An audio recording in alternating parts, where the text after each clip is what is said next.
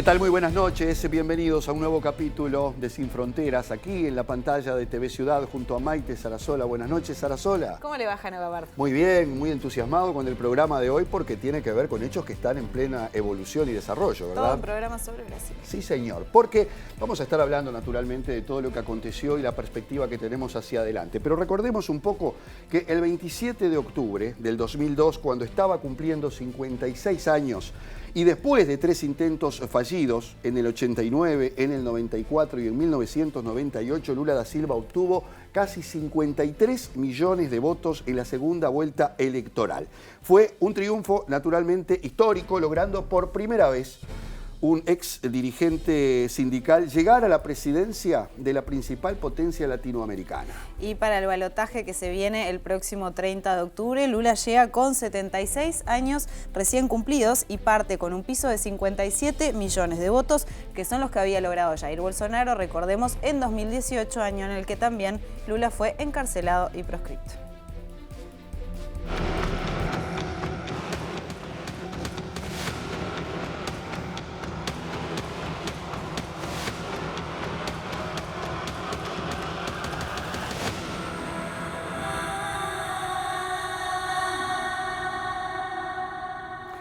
Tornero de oficio, Lula forjó una carrera política que cambió la cara de Brasil, naturalmente, cuando gobernó entre 2003 y 2010. También fue clave para impulsar el primer ciclo progresista, tal como se le denominó en América Latina, y la creación de una alianza estratégica a nivel global por fuera de Occidente. Y justamente en 2009, al finalizar su segunda presidencia, fue uno de los fundadores del grupo BRICS, junto con Rusia y con China, cuestionando entonces a la hegemonía estadounidense en América del Sur. Y cuando estaba culminando el cuarto periodo consecutivo del Partido de los Trabajadores en la presidencia de Brasil y promediando también en ese momento el segundo mandato de Dilma Rousseff, fue que vino el famoso golpe de 2016 y luego la persecución judicial contra Lula, que se preparaba, recordemos, para postularse a las elecciones presidenciales de 2018. El domingo 2 de octubre se convirtió nuevamente en el político más popular del país, aunque su rival, el presidente actual Jair Bolsonaro, votó mucho mejor de lo que se proyectaba inicialmente. Vamos a verlo en el siguiente tape.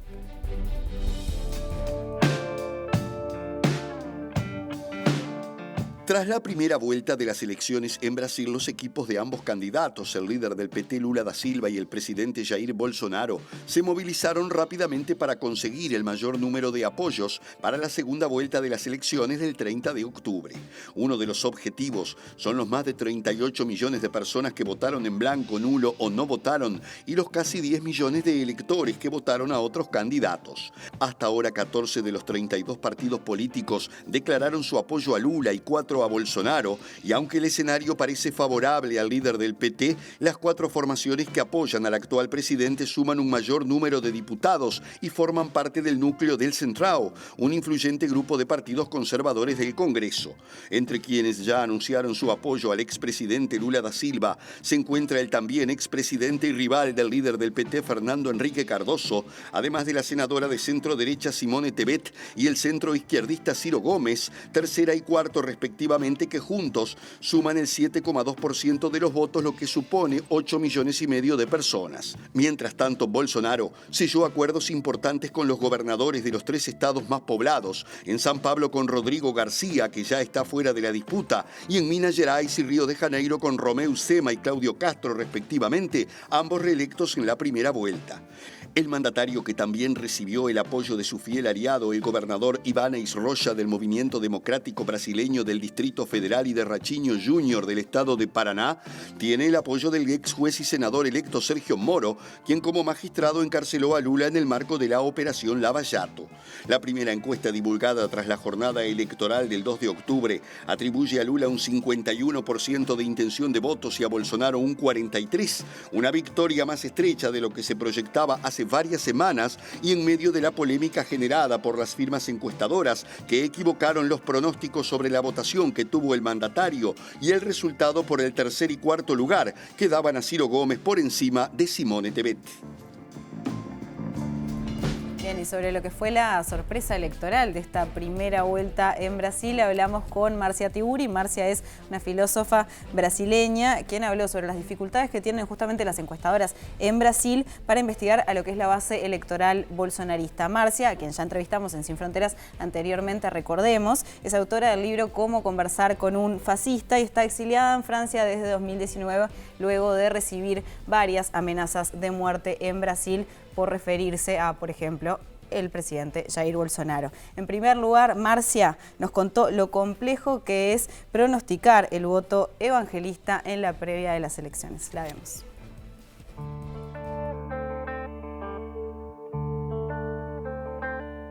Las pesquisas hoy tienen un gran problema porque la extrema derecha ha comprendido cómo funcionan las pesquisas. Entonces, hay una especie, no es solo una manipulación de las pesquisas, de las investigaciones sobre las intenciones de voto. Es una otra cosa, es que el fascismo verdaderamente se niega, hay una negación de participar de la producción de conocimiento. Entonces, esta es una posición un poco más sofisticada en términos de análisis de la tecnología política que está en curso en Brasil hoy. Porque los fundamentalistas, esta gente toda que es de la iglesia neopentecostista y al mismo tiempo es una gente que es fascista, esta gente no tiene la menor voluntad de colaborar con las investigaciones acerca del voto. Entonces, ocultan sus opiniones y piensan que todo lo que viene del campo del conocimiento, de producción de conocimiento, es diabólico.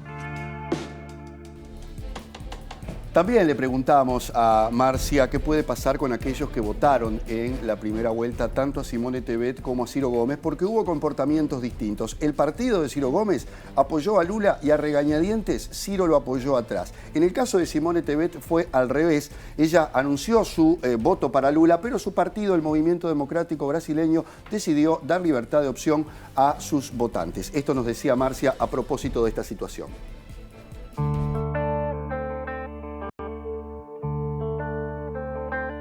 Ciro Gomes es una catástrofe política, es un hombre que ha perdido su dignidad, la ansia, la verdadera, el deseo que es inconmensurable de se tornar presidente de la República ha verdaderamente creado una especie en su personaje, ha creado ese discurso de odio que no conviene a una persona de izquierda o una persona democrática. Entonces, una vuelta, una especie de intensificación de esta posición autoritaria, teatral, ha hecho con que él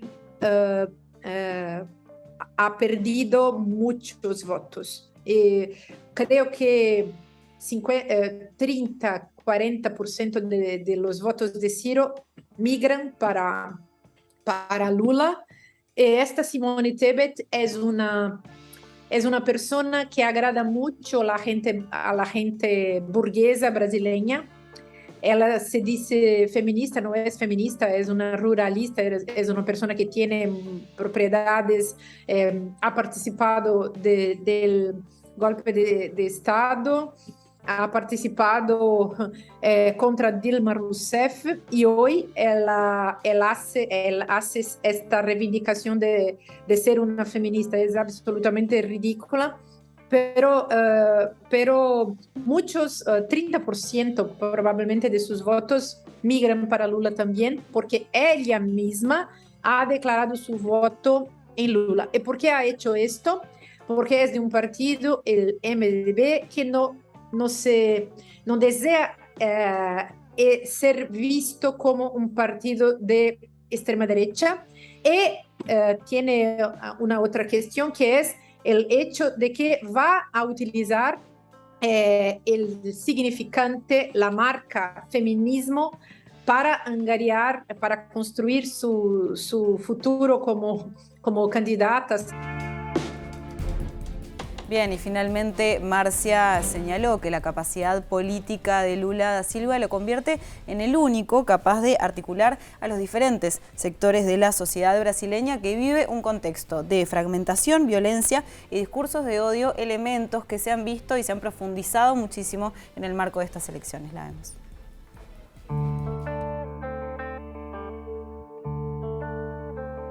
El psicopoder es el cálculo que los dueños del poder, los propietarios del poder hacen con la mentalidad, con la forma de reflexionar, de pensar de la gente. En verdad no existe reflexión, existe la repetición de sentencias, de frases, de sentencias que son listas, que son siempre dadas, la gente las repite como en una campaña publicitaria. Entonces, tenemos la transformación de la política en publicidad, tenemos esta intensificación de todos los discursos demagógicos, todos los discursos de los prejuicios, ese discurso de odio, esta retórica del odio, hace muchos efectos. Hay verdaderamente una efectividad sobre la gente, sobre la forma de pensar y de sentir y de comprender el mundo. Entonces, Bolsonaro es muy especialista, es un gran especialista en hacer esto. Él hay justamente una capacidad, una competencia discursiva inmensa. Entonces, en hecho, esto es una cosa que no se puede hoy conter, sino, pero yo pienso que la contención de esto, la posibilidad de terminar con esto, solamente es posible si mostramos que Bolsonaro es una persona que tiene contradicciones que son insoportables para sus propios compañeros de guerra, porque están verdaderamente, Bolsonaro y toda la extrema derecha del mundo están en guerra contra todas las democracias. Lula en este momento es la única persona que puede verdaderamente sostener, promover esta retomada de la democracia, porque es capaz todo el tiempo de dialogar con personas como su vicepresidente, que es Alckmin, o es capaz de conversar con todos los sectores, mismo los sectores religiosos que son dificílimos porque son hoy sectores fascistizados en Brasil también. Hablamos mucho del cristofascismo, esto es fortísimo. Brasil tiene en la Constitución la idea del Estado laico, pero no es laico. La gran mayoría de la gente que está, un grande número verdaderamente de gente, de electos, son de las iglesias. Bien, y para seguir profundizando en lo que nos dejó esta primera vuelta electoral del pasado domingo de estas elecciones y qué se espera para el balotaje del 30 de octubre, estamos en contacto con el periodista Darío Pignotti, corresponsal de Página 12 en Brasil. Darío, bienvenido. Buenas noches. Muchas gracias por convidarme. Buenas noches.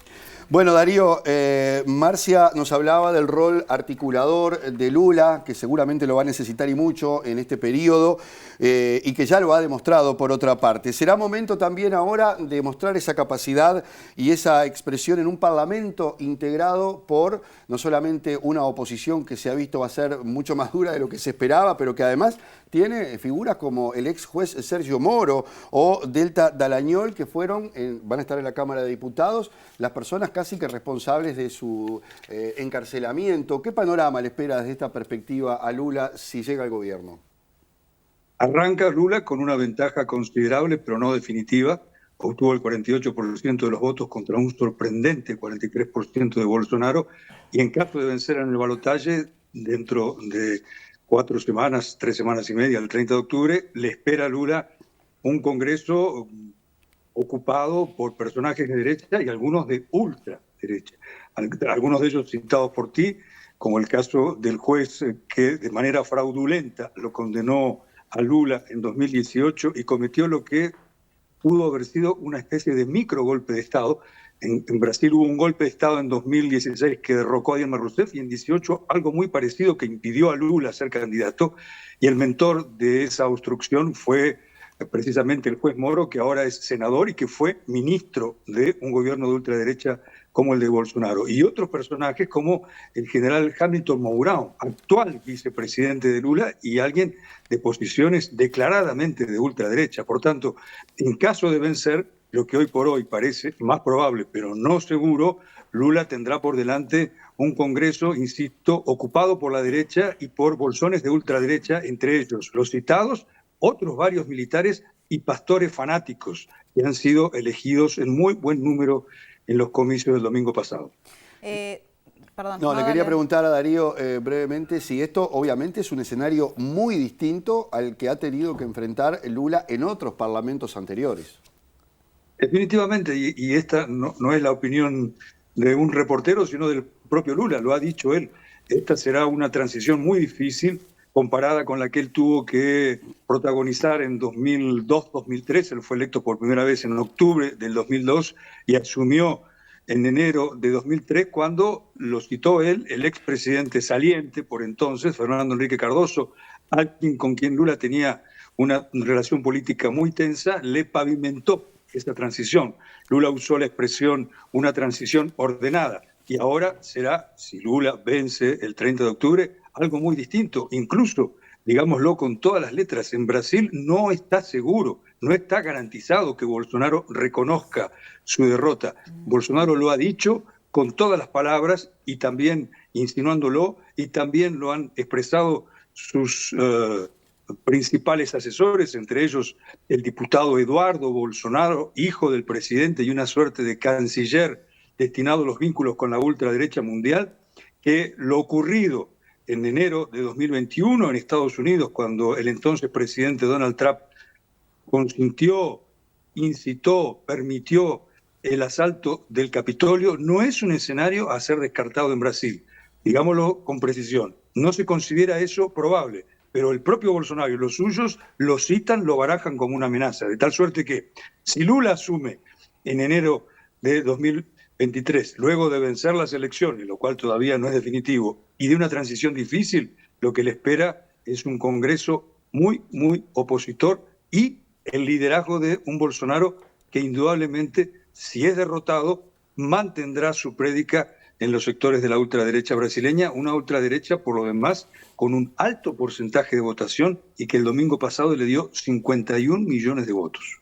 Darío, justamente hablabas de este alto porcentaje de votación. ¿Qué sensación hay, qué expectativas hay respecto a esta segunda vuelta en lo que refiere a cantidad de gente que puede ir a votar, ¿no? Porque parte de también lo que hace complicado prever qué puede pasar es que quizás quienes votaron en la primera no vayan a la segunda, o quizás quienes se quedaron en su casa en la primera sí vayan en la segunda. Entonces, ¿cómo es un poquito la sensación o qué perspectivas hay?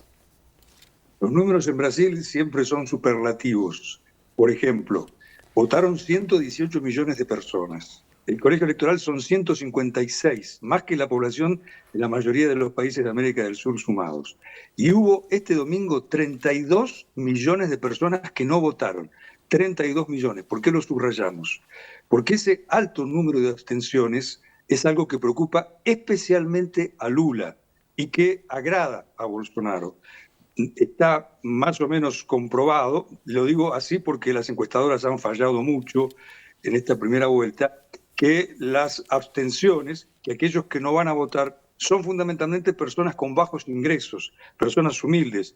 o por desinterés en la política, o por limitaciones hasta de desplazamiento o de tiempo.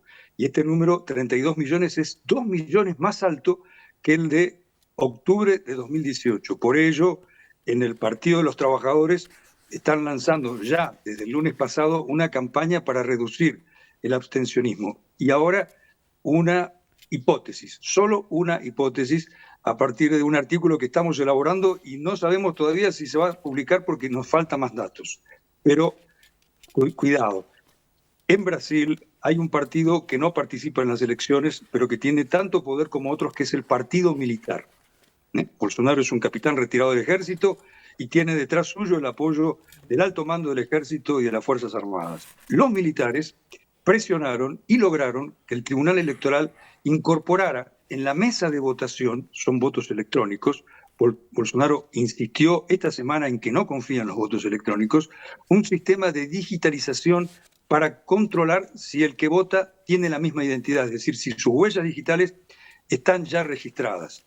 Esto es porque a los militares mucho les preocupa las elecciones. En rigor, a lo largo de la campaña, tanto los militares como Bolsonaro hicieron mucho para sabotear los comicios. Pero un profesor, un investigador en estadística e informaciones digitales, Sergio Amodeo, de la Universidad Federal de San Pablo, nos decía en una entrevista de ayer que no hay que confiar que los militares hayan hecho esto por el bien de las elecciones, sino para obstruirlas. Y nos decía también este profesor, a manera de hipótesis, ¿será que los militares con esto quisieron demorar la votación?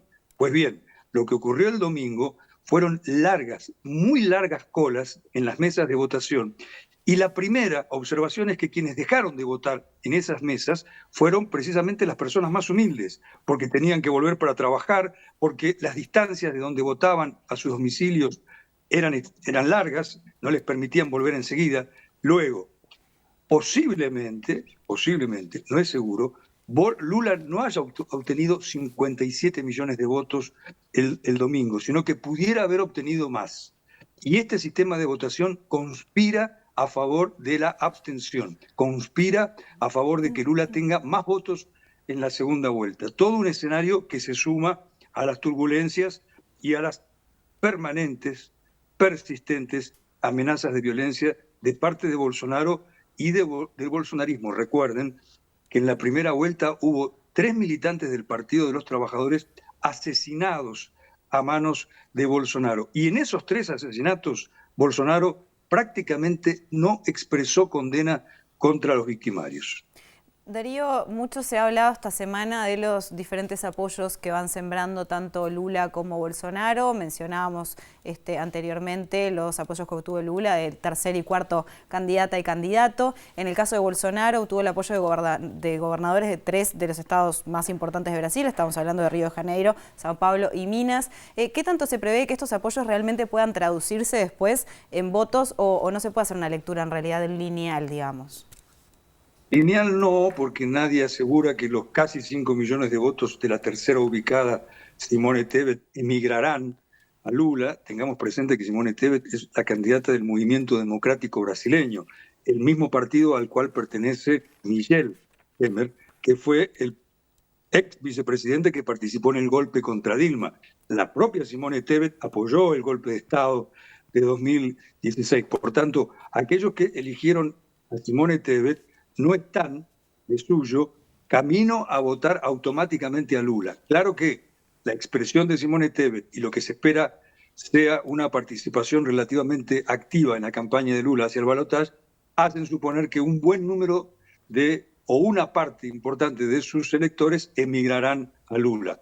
Más, el apoyo obtenido por Bolsonaro el día siguiente de las elecciones y el martes, en los primeros 2 días después de las elecciones, también es de considerar. Estamos hablando de los estados de San Pablo, Minas Gerais y Río de Janeiro, primero, segundo y tercer colegio electoral, todos en la región sudeste, región que concentra el 42% del padrón electoral. Esto quiere decir que posiblemente la máquina de esos gobernadores, los 3 son gobernadores de Estado, 2 reelectos y 1 derrotado, estarán al servicio o contribuirán mucho con el aparato estadual del gobierno y los aparatos municipales de las alcaldías. Por tanto, no es de despreciar el sistema, el aparato, insisto, que tendrá de su lado Bolsonaro. Por algo, Bolsonaro anoche, en su primer acto proselitista, viajó a Minas Gerais, que es el segundo colegio electoral,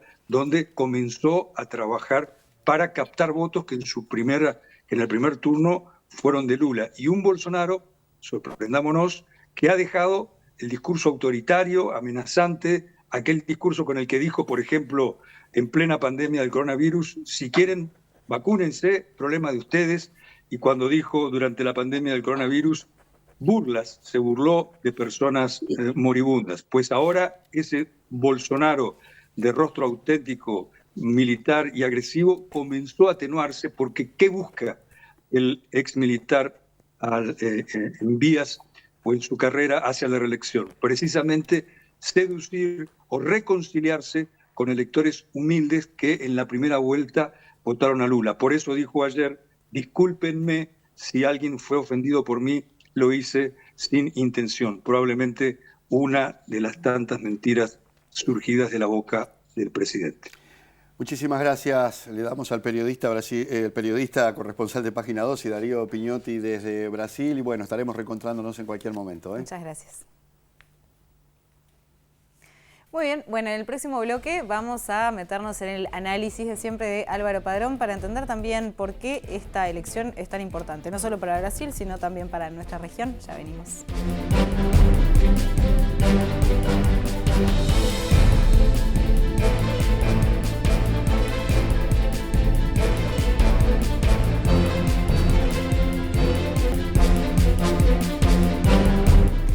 Bloque de Sin Fronteras y continuamos analizando la situación de Brasil, ahora de la mano de Álvaro Padrón. Álvaro, buenas noches y gracias. ¿Qué tal? ¿Cómo les van? Bien, bueno, en el programa anterior hablábamos con Pablo Gentili, ¿no?, sobre lo que es el desempeño, no sé si se podría decir, de la ultraderecha en el mundo.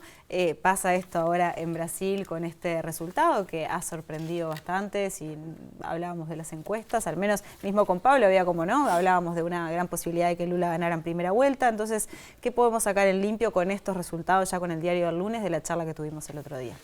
Bueno, fue muy buena esa conversación con Pablo y muy amplia conceptualmente. Entonces, habiendo escuchado ahora a Marcia y a Darío que se metieron un poco más en detalles del propio resultado, ¿no?, yo preferiría elegir dos comentarios de Pablo que me parece que es bueno traerlos porque se escucha poco discutir de eso, ¿no? Uno es este tema que también lo hemos tocado varias veces aquí en la letra, que es la capacidad de la ultraderecha de conseguir votos, ¿no? Porque en realidad la sorpresa estuvo ahí. Las encuestas no le erraron tanto en la votación de Lula, sino en una mayor votación de Bolsonaro. Sí, prevían una diferencia mucho mayor. Entonces, a mí me parece que ahí vuelve a ponerse en el foco esa pregunta, ¿no?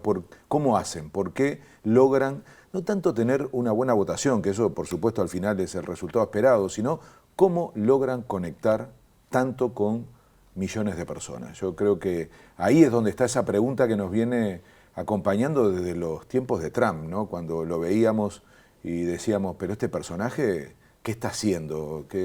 ¿Cómo va a ser con este discurso que consiga votos, ¿no? Entonces, lo que en aquel momento era una sorpresa cada vez es menos sorpresa. Probablemente Bolsonaro en algunos sentidos es hasta más patético, más ridículo, más violento. O sea, todos esos elementos que en aquel momento criticábamos de otros personajes en Bolsonaro se acentúan y miren lo que acaba de pasar. Entonces, hay que hacerse esa pregunta. Perdón, pero esto es además un ciclo de la historia. Esto de los personajes que salen y que dice y la gente se ríe y este no va a llegar, pasó con el mismo Hitler durante la década del 30, cuando la gente se reía si este loco dónde va a llegar. Sí. Entonces da la sensación de que se necesita en determinado momento o un determinado discurso que calza precisamente muchas veces con quién sabe qué segmento de lo que la gente quiere escuchar. No, y ahí justamente el miércoles fue, ¿no?, que hicimos un programa de la letra sobre la emoción y la emoción en general, y en un momento tocábamos la emoción y la política. Es claro que manejan muy bien esta herramienta, sobre todo decíamos en ese programa las emociones negativas, ¿no? El tema del miedo, el tema del odio, de vuelta conecta con esto que decía Jano en otros momentos de la historia, ¿no? Entonces hay frustración, hay enojo, y todo eso está siendo evidentemente representado por este sector que además tiene, y eso no pasaba en aquella época, Jano, una gran habilidad para manejar las redes, ¿no? Acá parece que hay como una coincidencia entre el manejo de esas emociones y la herramienta que se utiliza para transmitirla, y yo creo que el tema de las redes está demostrado en el estudio que salió ayer, incluso de cómo utilizaron ambas candidaturas las redes, y es impresionante, casi lo triplica el equipo de Bolsonaro al equipo de Lula. Ahí hay otra explicación.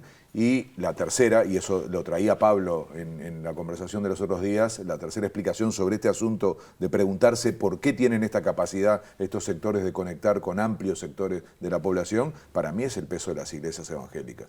Es decir, recién se mencionaba también, ¿no? Hay una capilaridad, una presencia en el territorio, una sustitución del papel del Estado y de organizaciones sociales que normalmente, vía los sindicatos, sectores de la Iglesia Católica, es decir, se desplazó a una perspectiva social, política, y se implantó otra que además tiene mucho que ver también con los medios de comunicación y particularmente con las redes. Entonces, ahí hay un combo que mi síntesis hoy resultó, porque ahí están los votos que lo demuestran.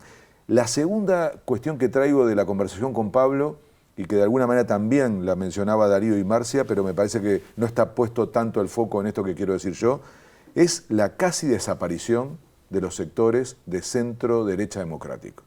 Esto es impresionante, ¿eh? Y esto es a escala planetaria, está pasando en muchos países.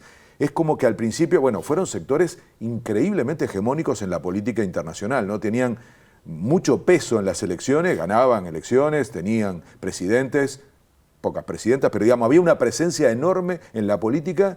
Luego empezaron a ver la aparición de la ultraderecha y se adhirieron, ¿se acuerdan cuando hablamos del cinturón sanitario, ¿no? De esa idea de que los sectores democráticos, estos de centro derecha, pero también la izquierda, decía no pueden entrar, ¿no? Pasó en Alemania, pasó en Francia, quisieron hacerlo en España y Italia y ahí ya era demasiado tarde. Bueno, abandonan esta estrategia, le está pasando al Partido Popular en España y entonces empiezan a hacer alianza con Vox y así en otros lugares.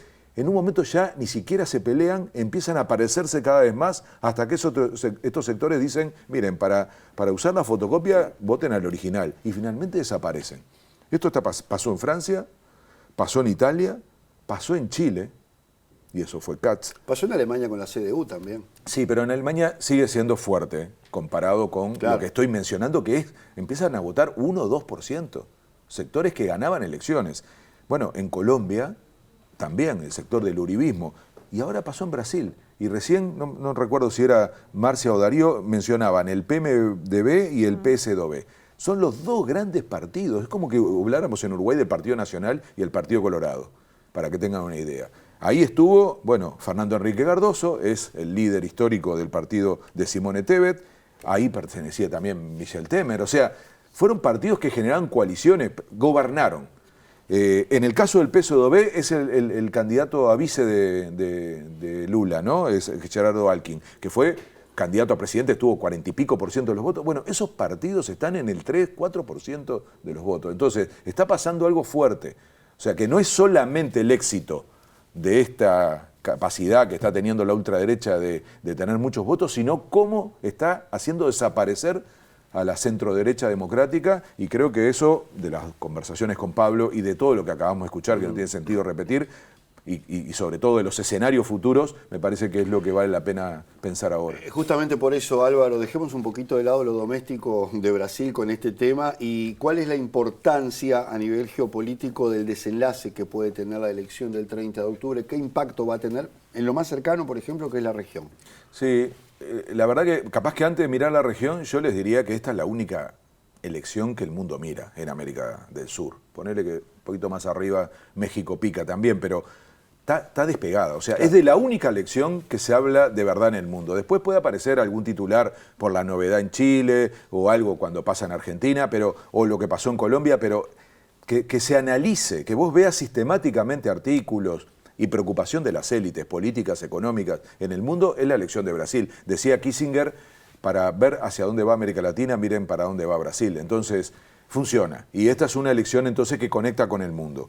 Yo además insisto en la interpretación, y ustedes lo decían al principio en el informe, ¿no? Esa especie de secuencia del golpe parlamentario, con el impeachment, luego digamos, el proceso del lavallato, que yo lo conecto mucho, porque no es solo meter preso a Lula, fue todo lo que pasó con las empresas brasileras.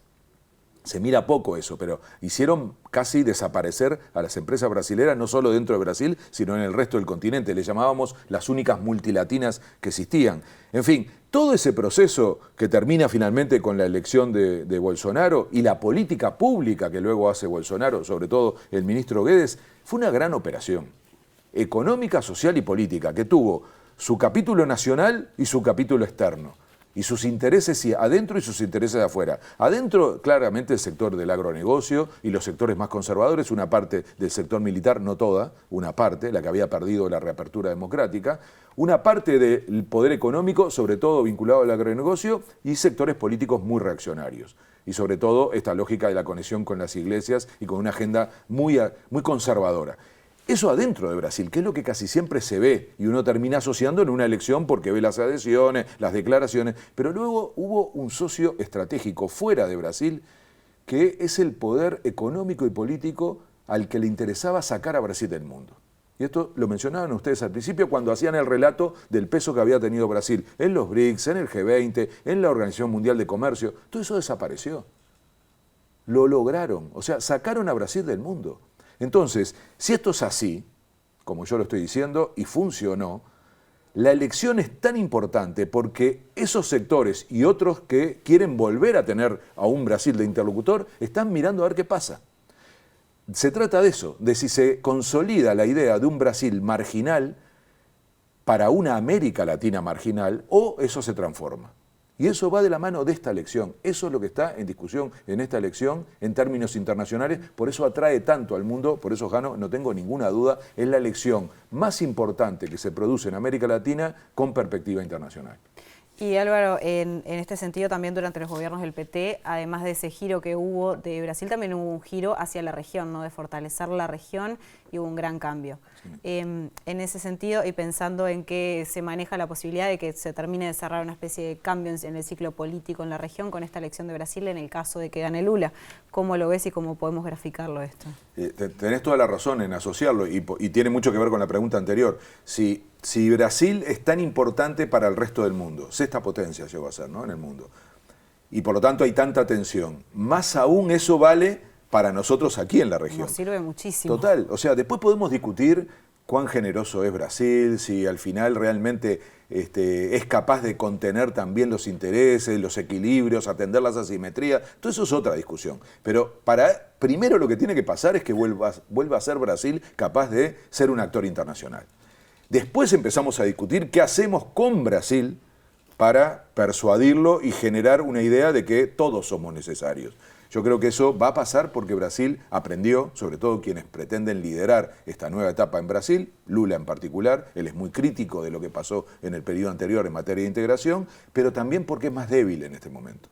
Porque todo este periodo dejó muy debilitado a Bolsonaro, ¿no? a Brasil y a lo que sea una transformación. No es solo lo que se acaba de decir, que tiene razón, de cómo va a quedar la correlación de fuerza y el peso de Bolsonaro y sus sectores adentro de Brasil. Es también lo que ocurrió en la política pública. Quedó muy debilitada toda la capacidad del Estado de actuar. Pero en fin, en cualquier caso, este cambio es lo único que le puede dar una perspectiva a América Latina.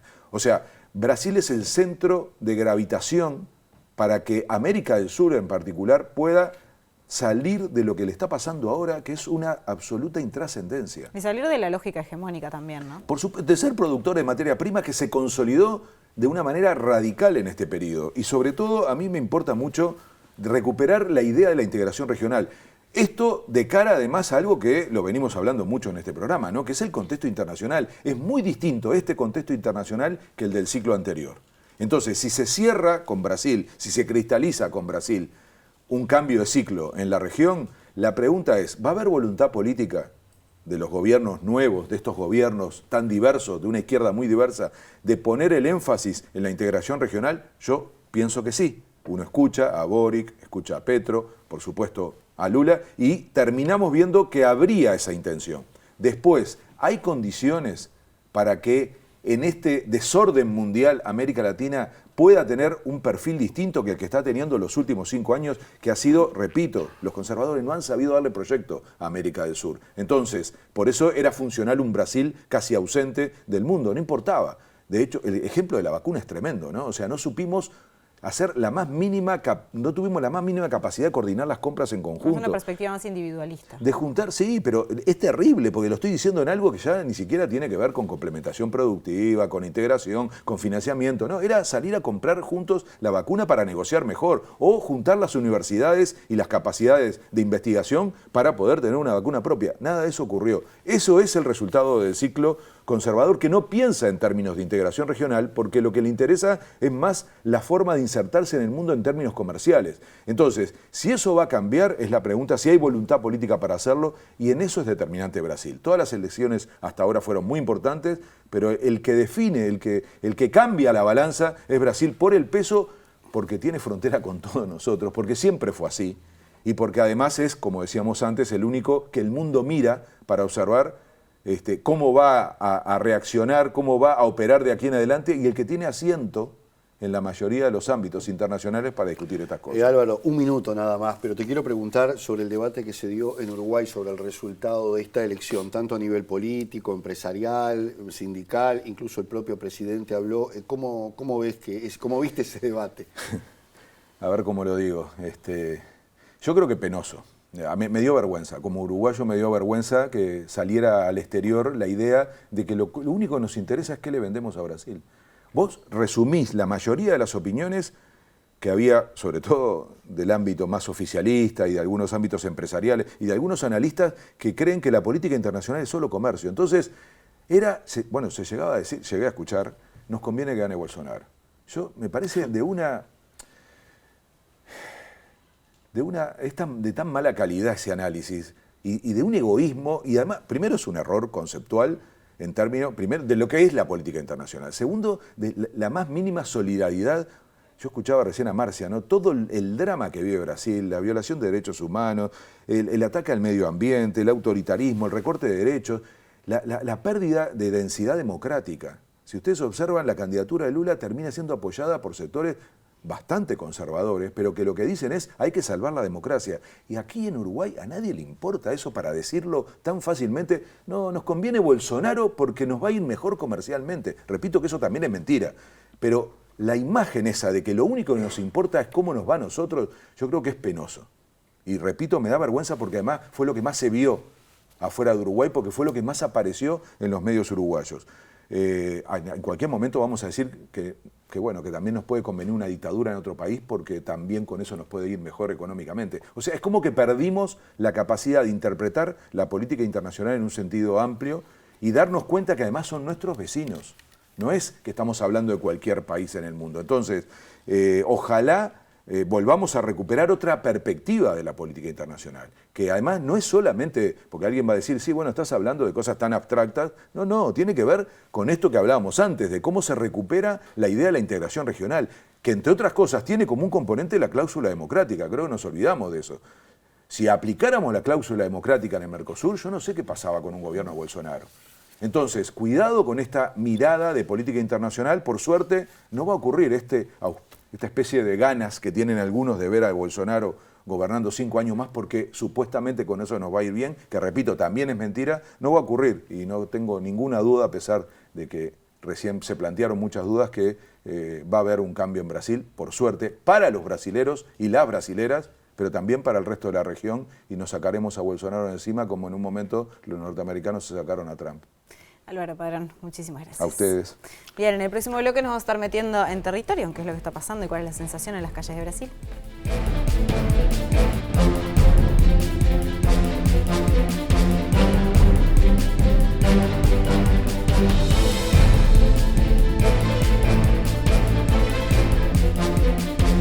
Bien, y en En este último bloque nos vamos a meter en la nueva campaña que se ha desatado a partir de la elección del 3 de octubre de cara al balotaje y el impacto que esto va a tener en Brasil. Por ejemplo, un triunfo de Lula, ¿qué puede pasar con el resurgimiento de los BRICS y también con la integración de Argentina, que ha sido pedida por este grupo, por citar solamente uno de los casos hipotéticos que se pueden dar? Estamos en contacto con la periodista uruguaya Laura Olivera, que vivió muchos años en China y actualmente es corresponsal de la cadena CCTV de ese país y de Radio Universal de nuestro país desde Brasil. Laura, un gusto tenerte con nosotros. Bienvenida.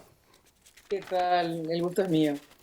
Bueno, antes de meternos en el tema puntual de la elección y de todo esto que se está manejando por estas horas, tú tenés una experiencia muy vasta trabajando en China, tenés un nexo muy directo con esa cultura. ¿Qué valora? ¿Cómo se valora a Brasil desde China, por ejemplo, que es otro gigante?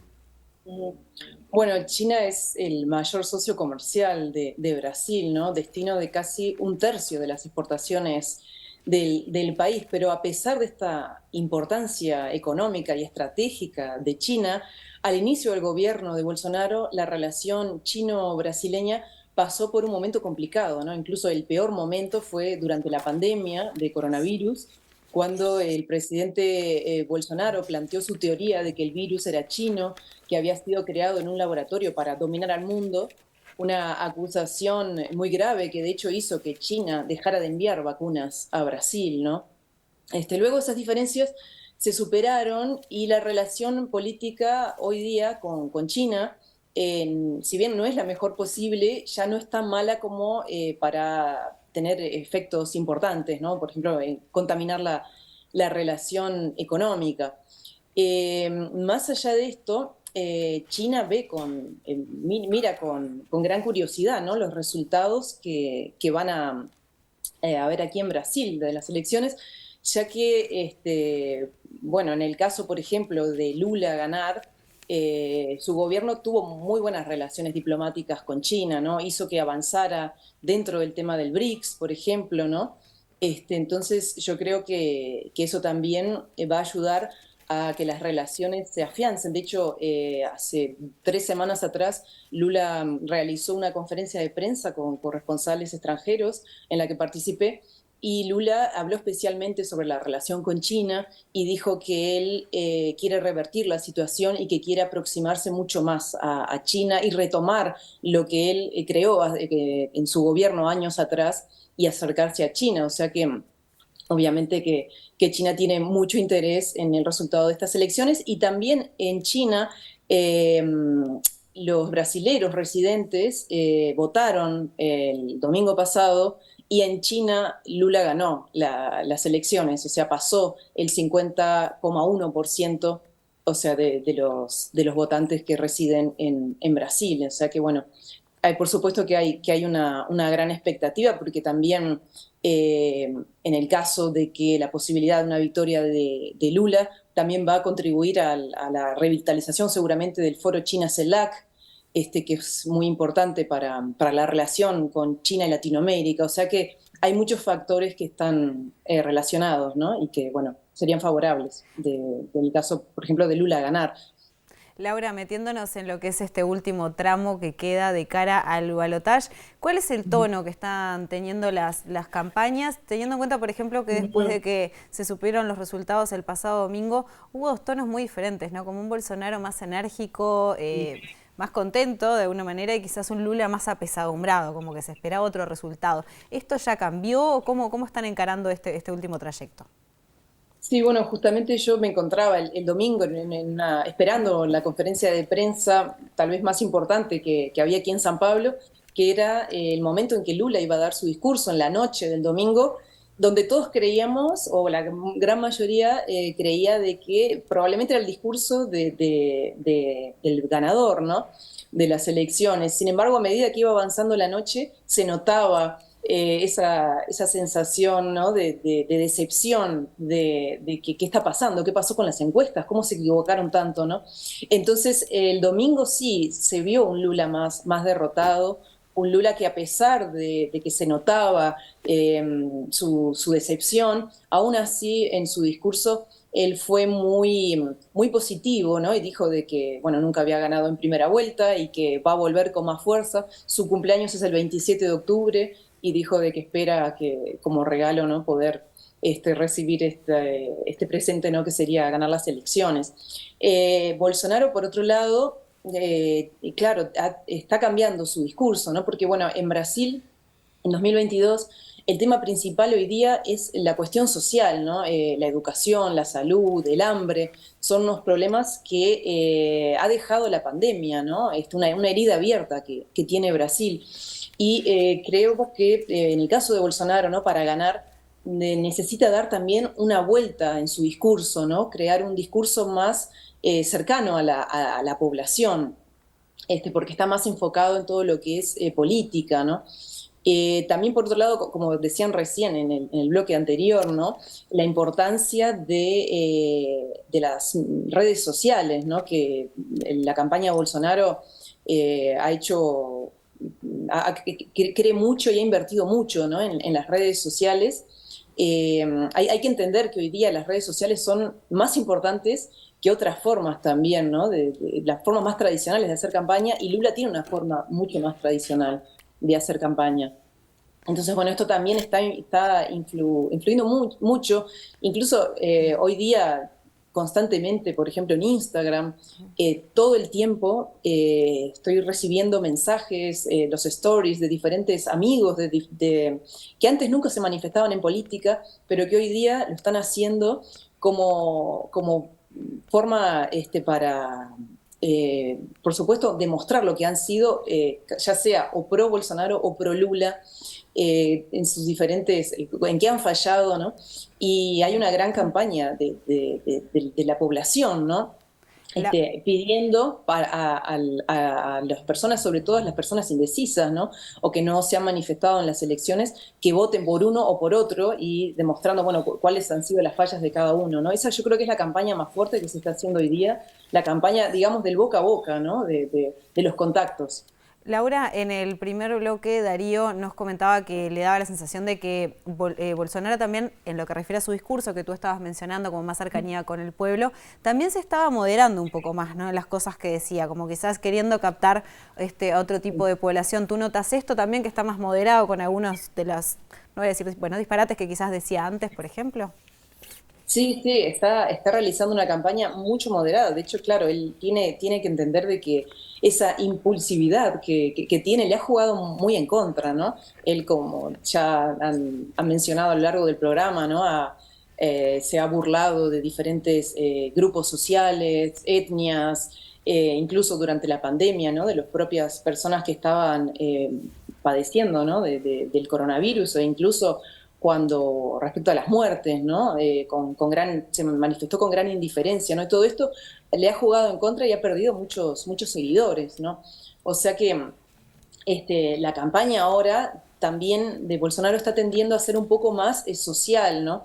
Está haciendo una gran campaña con elementos también religiosos, emocionales, elementos psicosociales también, que tiene, en su campaña tiene una gran maestría en manejarlos, ¿no? Que Lula, bueno, como decíamos, tiene ya una campaña más tradicional, y de hecho Lula está mucho más cerca, ¿no? Está a 1 millón de votos de ganar las elecciones, ¿no? De este 50,1%, que si Lula continúa con este discurso con el que ya lo ha llevado a obtener más del 48%, llegaría, ¿no? al resultado esperado. Sin embargo, Bolsonaro, por su lado, algo tiene que cambiar, ¿no? Porque tiene que llegar a otro público, a un público que aún no sabe qué hacer con su voto, o a un público que le ha dado su voto a otros candidatos, y que, bueno, ahora es el momento de convencerlos para, bueno, jugar con esos votos a favor y poder alcanzar, llegar a las elecciones, ¿no? Está a 6 millones de votos, ¿no? Está un poco más lejos, pero tampoco es imposible, ¿no? Ya en el pasado Bolsonaro ya ha conseguido dar vuelta las encuestas, ¿no? Y esperadas. Entonces, bueno, ahora habrá que ver, recién estamos en la primera semana, ¿no? Comenzó el lunes, digamos, la campaña en sí. Va a jugar también mucho los debates que se van a realizar, porque va a ser la primera vez que van a estar en un debate en mano a mano, frente a frente, Lula y Bolsonaro, ¿no? Entonces, habrá que ver también cómo juega eso a favor o en contra de cada uno de los candidatos, que puede ser clave. Muy bien. Laura Olivera, periodista de la cadena china CCTV en Brasil y también corresponsal de Radio Universal en ese país. Te agradecemos muchísimo compartir con nosotros estos minutos. Gracias a ustedes. Chao. Bueno, llegamos al final de Nosotros este nos vamos Fronteras de Brasil, Brasil, Brasil. Muy bien, nos reencontramos el próximo domingo. Gracias por acompañarnos, que descansen y que tengan una muy buena semana.